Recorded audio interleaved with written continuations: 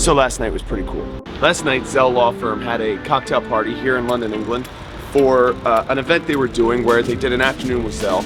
And somebody had walked right up to me within 10 to 15 minutes of me being there, and he just said, "Are you Coffee with Kev?" And he said, "Oh man, this is crazy. It's so nice to meet you. Like, it's nice to meet me.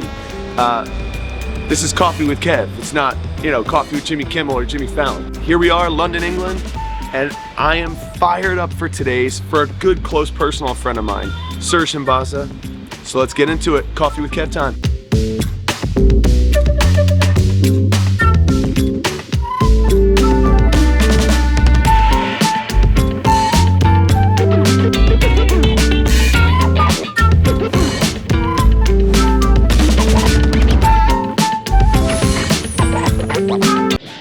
Good morning, I'm here. I always do this. I always go to introduce the person, but it's your job to introduce yourself on Coffee with Kev. Kev doesn't do anything. It's all you. So go ahead, introduce yourself. Hey everybody, my name is Serges Himbaza. I'm managing partner at Populous Technology. You might need to speak up because of the shotgun mic. It doesn't. Okay, got you. Yeah, you guys start over now. I can't be all sultry. Hey everybody, my name is Serges Himbaza. I'm the managing partner at Populous Technology, and I guess I'm here with Coffee with Kev. Yep. To talk. What are we talking about, man? We're talking about a lot. We're going to talk about life. We're going to talk about technology. We might cry a little, you know, we might laugh a little, but we're going to bond. Before I knew Serge, when I do my kids' hair, like if we're going to church or we're going if they're doing something that they need their hair done, which is almost never, they fight me all the time, I would pretend to be a hairstylist named Serge. I think you said that. And my kids would come and I'd be like, "Come in and see Serge. I take care of your hair. Come here." And I do their hair and they're like, "Oh, stop. Just be daddy." What are you drinking? What's your beverage of choice in the morning? Mine is, this is tea. Are you normally a tea drinker? Do you drink any coffee? Yeah, I'm actually, so I used to drink a lot of coffee, weaned off of it. Now if I have a sip, it's too much. So I'm a solid tea drinker now. How do you take your tea? Well, usually I take it right back to the counter because someone's made a horrible mistake. Obviously, Populous Technology, we will talk about that, but how did you get into the insurance claims side of the industry? Yeah, it really started while I was still at Microsoft at the time, and you know, really saw a path for a consultancy that was a little bit different. I've kind of been in the technology consulting world for a little while, and wanted to think of how can you create really a better consulting experience. One that's very, very focused on customers, but even more focused on consulting as if you owned the company. With that, we started looking at some industries that really needed some support. So we started off actually in construction, and then through construction, you go into reconstruction and these other spaces, and we found ourselves in property and casualty, and specifically IAs, TPAs, and kind of these service companies. I guess, and this is a question that I have, because I know Janelle's talking to you about integrating our tech. Yeah. What does Populous do? Like, what do people not understand that Populous does? What's your elevator speech? What we really do is help you keep more of the money that you make.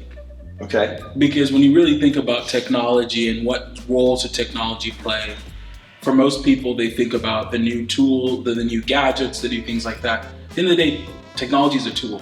And Yeah. we're in a service industry, which means people are actually the most important thing in your industry. It's the strangest thing. So that's why, even in our name, people first. So what we practically do is we build software solutions and also integrate technology solutions that help customers keep more of what they make. Do you have any pets? Are you a pet person?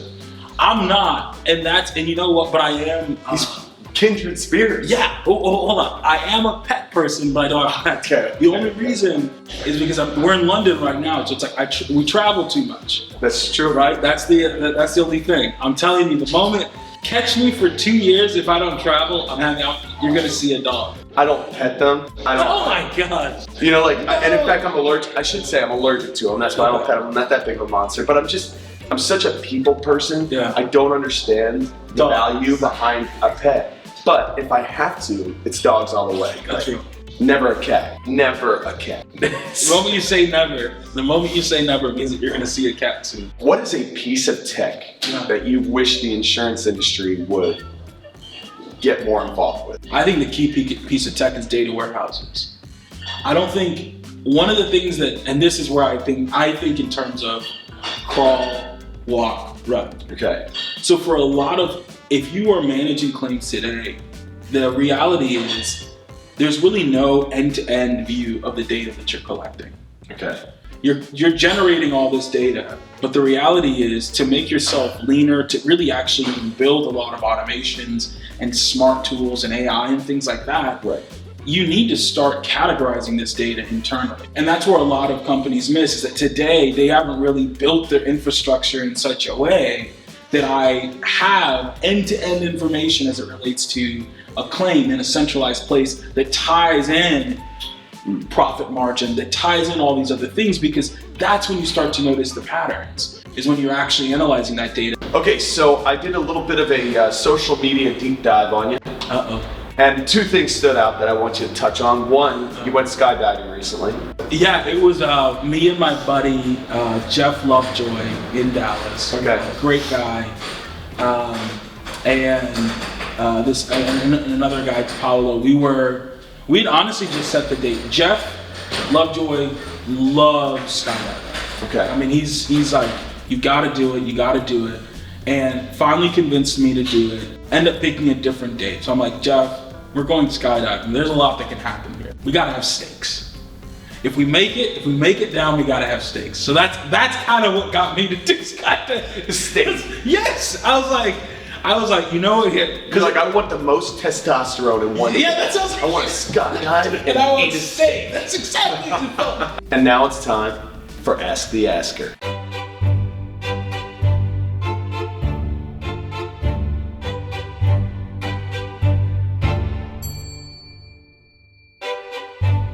Yeah. I'm curious about the music thing, because you're not, from what I hear, you're not like my first time at Guitar Center.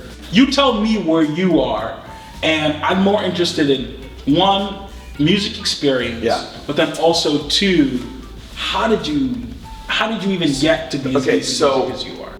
Pretty crazy story. So in high school, I had a group of friends. They had a band. It was just a garage band. Oh my gosh, it was called Fallacy. So one day, pretty angsty. One day, their lead singer didn't show up, and I happened to be standing there. I was like, "Oh, I'll fill in for him today." And we're just in their garage practicing, and I start singing, and they, within like a minute of doing "With Arms Wide Open" by Creed, they stop, and one of them goes, "Looks like we have a new lead singer." And that's how kind of like I realized I had a decent enough voice that I can sing. Flash forward some years, I was in youth ministry, which I talked about in the last video, last Coffee with Kev, and I was on a youth retreat, and the guy who was supposed to lead worship was one of the kids in the youth group, and he was like, "I don't want to do this. I don't want to get up on this stage tomorrow morning and lead worship. I'm terrified." So this is about 11 o'clock at night. So I opened up the book to one of the songs, and I noticed it only had 3 chords, and I said, "Show me how to play this song." So he showed me those, and I sent everybody to bed, and I stayed up that night, and I learned 20 songs. My next question for you is sometimes people view technology as a scary thing, like take ChatGPT, which is so popular right now. People look at that and they say, this is just gonna eliminate jobs, and this is gonna do X, Y, and Z. Talk to me about how in our industry, how can we take technology, integrate it in our day-to-day life to be more productive? And I would say talk about it from the perspective of being an adjuster. So as an adjuster, what I should be thinking of is technology. The technology they give me is really just a tool belt. If I give you a tool, it does not guarantee an outcome. Yeah. It guarantees you have a tool. Right. And see, so you have to think about the entire solution, which is the entire solution integrates. It truly does integrate the tool, the training, the onboarding, the offboarding, and then the overall posture of the organization to empower that. But the reality is, if you think about Batman has an Alfred that he uses, that he's got in-house. There's an entire system and structure to how Batman uses his tool belt. Yeah. It's not just his expertise on how to use it. Bad news. The very last question of this video gets cut off. Here I am back in the United States, no longer in London, and I'm brokenhearted. The very last question that I asked Serge was, in your group of friends, what are you known for? And he had this phenomenal answer about being the encourager and somebody who builds people up. And Serge, I'm so sorry, but the camera did not autofocus. So all of the technology issues we had with the mics not working, with the camera losing focus, and not being able to find a place to film because it was raining outside and other drama. So Serge, I want to thank you for being on Coffee with Kev. You were an excellent guest, and I'm looking forward to seeing you at the upcoming PLRB. Take care, buddy, and everybody else, have a great day. Thanks for watching.